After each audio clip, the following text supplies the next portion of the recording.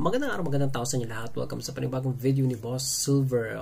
Pasensya na medyo yung boses ni Boss Silver medyo kakaiba kasi nga naisipon ako. Pero ayun, bagong ligo tayo. So medyo medyo basa.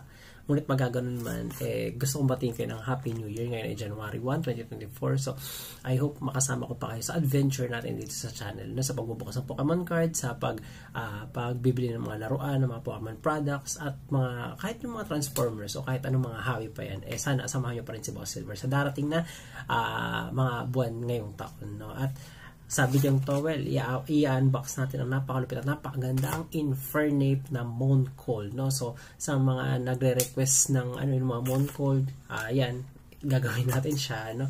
At yung Pokemon cards, gagawin pa rin naman siya. Siguro, I think, mga January na siguro, pag may bagong release na. Kasi, nakapag-open naman tayo ng iba't ibang mga expansion. So, yun lang po, no? Muli po, ako sa Boss Silver, gumagawa ako ng mga toy-related topics and Switch-related video. At yun ang trip mo makita sa YouTube recommendation ngayon 2024, ay subscribe ka na, i-like ang video to, at i-share mo na rin sa mga taong alam mo na mag-enjoy sa mga At ito na nga ang napakalupit at napakagandang si Infernape. Yes, man, tignan mo naman, boy, kung gaano kaganda ang detail nito. So, yan, baksan natin siya.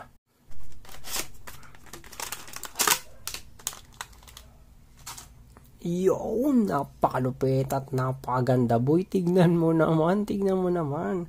Ang napakalupit na detail nito. Grabe, yung apoy niya lang. Oh, tignan mo, boy, tignan mo. Parang totoo talaga. Karang kuhang-kuha yung anime depiction. At kahit yung nasa video game na version nito, medyo lang, hindi ko nagustuhan yung paint. Kasi I think parang gold pa dapat to. Hindi siya yung parang plain yellow lang, no? Pero okay lang, maganda naman siya. Tapos yung yung detail ng texture tsaka ng balat ni Infernape, talaga siya, parang flame skin talaga, no? At yung buntot, para siyang parang si Goku, no? Miss ko talaga mag-collect ng Dragon Ball, baka siguro bumili ako one of these days, ayun, sa scenery ko lang, no? At ito na nga yung napakalupit at napakagandang si Infernape. Masasabi ko dito na worth siyang bilhin kung ikaw isang certified Pokemon collector. It's a must-have sa iyong collection. So, ayun lang, napakabis ang video to. Gusto ko lang talaga kayong batiin ng Happy New Year. Maraming salamat. Thank you for watching.